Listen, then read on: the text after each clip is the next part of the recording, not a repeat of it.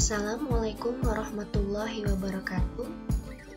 Di video kali ini saya akan berbagi informasi cara pelaporan SPT PPH 21, mulai dari input data, input bukti potong final atau tidak final, input SSE, buat CSV, dan lapor di DJP online. Yuk kita simak ya. Pertama, kita masuk ke ISPT PPH 21. Masukkan username dan juga passwordnya. Login, kemudian pilih SPT, buka SPT.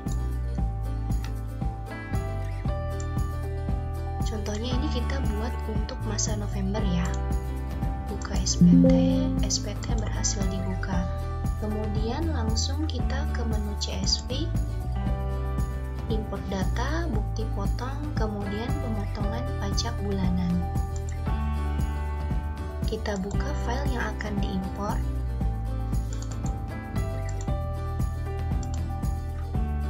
Jika sudah, kemudian klik import. Import 34 record berhasil. Sudah berhasil ya? Oke.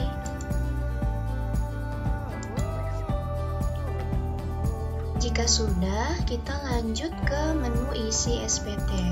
Isi SPT daftar pemotongan pajak 17.211 1 masa pajak. Nah, yang tadi sudah kita import akan masuk listnya ke daftar pemotongan PPH 21 di sini ya. Jika sudah, kita masukkan jumlah pegawai yang penghasilannya belum mencapai PTKP. Di sini kemudian masukkan seluruhnya jumlah penghasilan bruto pegawai yang penghasilannya belum kena pajak. Jika sudah, kemudian klik simpan. Bagian B berhasil disimpan. Oke, kita close.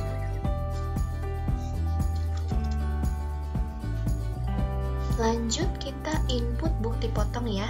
Nah, di sini ada bukti potong final dan juga tidak final. Untuk bukti potong final, misalnya untuk pembayaran pesangon. Untuk bukti potong tidak final, misalnya untuk pembayaran jasa kepada orang pribadi di luar pegawai. Yuk, kita coba untuk input bukti potong tidak final ya. Nah, ini adalah daftar bukti potong PPH 21 tidak final yang sudah saya buat ya. Nah, kita coba input satu bukti potongnya yang tidak final ya. Baru. Nah, kita masukkan NPWP. Jika penerima penghasilannya itu pernah kita potong sebelumnya, maka otomatis tersimpan ya. Nama, nicknya, kemudian alamat. Nah, kemudian kita pilih kode objek pajaknya. Nah, ini termasuk kepada objek pajak imbalan kepada bukan pegawai yang penghasilannya tidak bersifat berkesinambungan. Masukkan jumlah brutonya. Nah, jika sudah, isikan tanggal pemotongan. Karena ini November, kita menggunakan tanggal di akhir bulan saja ya, 30 November. Nah, untuk bukti potong ini kita bisa lakukan penggabungan ya, seperti faktur pajak. Jika nama yang sama, kemudian penghasilan yang dipotong juga kodenya sama, maka kita bisa lakukan penggabungan. Jika sudah, ini kita simpan. Apakah akan merekam bukti potong yang baru? Tidak. Jika masih mau merekam, ya kita lanjutkan iya ya. Tidak. Kita close. Nah, jika sudah, kita ke SPT Induk untuk tahu berapa pajak terhutangnya ya. Nah, ini adalah SPT Induknya, dan ini adalah total pajak yang harus kita bayar.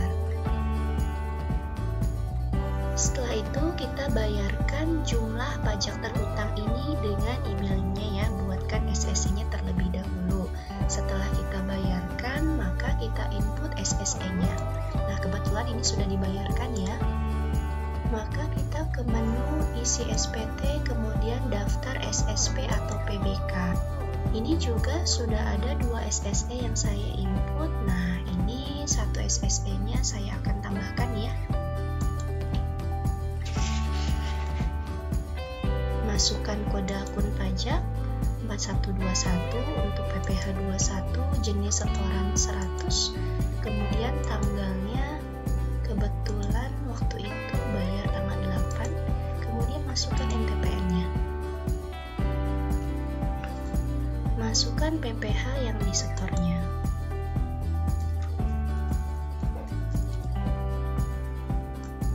Jika sudah, simpan. Apa akan merekam kembali?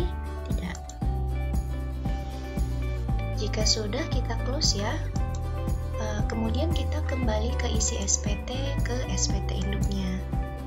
Nah, kita lihat ya di sini daftar pemotongannya, kemudian perhitungan PPh-nya, objek pajaknya, lampirannya, dan ini kita inputkan SSE-nya 3 lembar ya. Kebetulan ini ada kita pembayaran 3 kali SSE-nya, 3 lembar SSE-nya.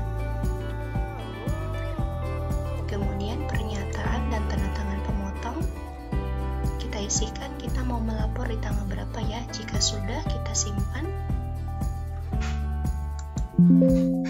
SPT berhasil disimpan. Oke, kita close.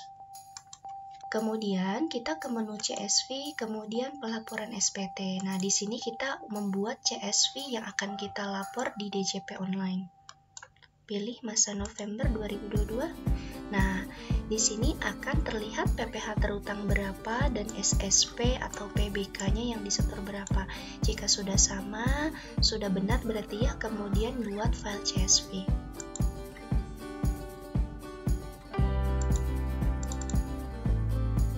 Simpan di sini. Oke. Jika sudah, kita lanjut ke pajak Go.id untuk pelaporan ISPT-nya dengan menggunakan e-filing. Oh iya, sebelum kita melapor di DJP online, kita juga harus mencetak SPT terlebih dahulu ya. Kita ke menu cetak, kemudian formulir SPT. Nah, di sini kita perlu mencetak formulir SPT induknya, daftar pemotongan pajaknya, 1 masa pajak, daftar bukti potong tidak final, dan juga daftar SSP atau PBK-nya. Nah, jika sudah, kemudian ditandatangani formulir SPT induknya ini oleh pemotong di perusahaan kalian, ataukah sebagai kuasa, ataukah sebagai direktur ya, ataukah direktur langsung yang menandatangani. Jika sudah ditandatangani, kemudian di-scan, setelah itu kita lanjut ke pelaporan di Pajak Go.id dengan menggunakan e-filing. Kita close ya, lanjut ke Pajak Go.id. Kita login ya.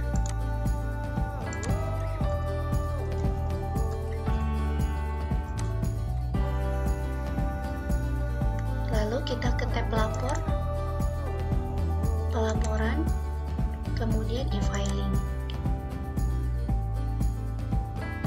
Nah, ini adalah arsip SPT atau dashboard dari e-filingnya. Nah, ini adalah SPT yang sudah kita laporkan, termasuk di dalamnya adalah masa November ini sudah saya laporkan.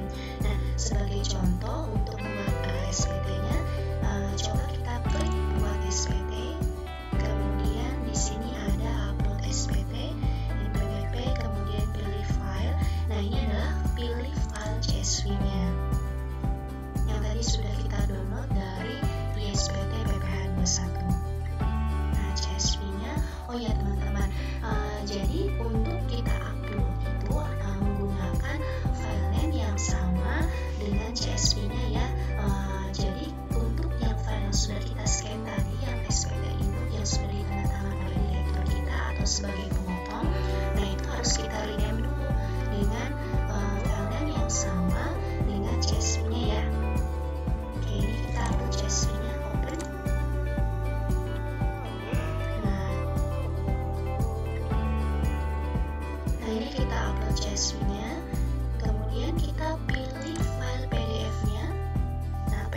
sudah kita rename dengan nama yang sama dengan CSV-nya. Kita open. Nah, kita start upload. Nah, maaf upload ini tidak bisa dilanjutkan karena masa November itu sudah saya laporkan ya. Nah, jadi tidak bisa dilanjut. Tapi normalnya setelah ini akan ada konfirmasi pelaporan pajak masa apa dan berapa nilai kurang bayarnya. Dan juga kita masukkan captcha dan juga kode verifikasinya. Setelah itu kita klik lapor deh, selesai. Nah, setelah itu kita nanti akan mendapatkan BPE namanya, bukti penerimaan elektronik. Nah, seperti ini ya BPE-nya. Oke, selesai.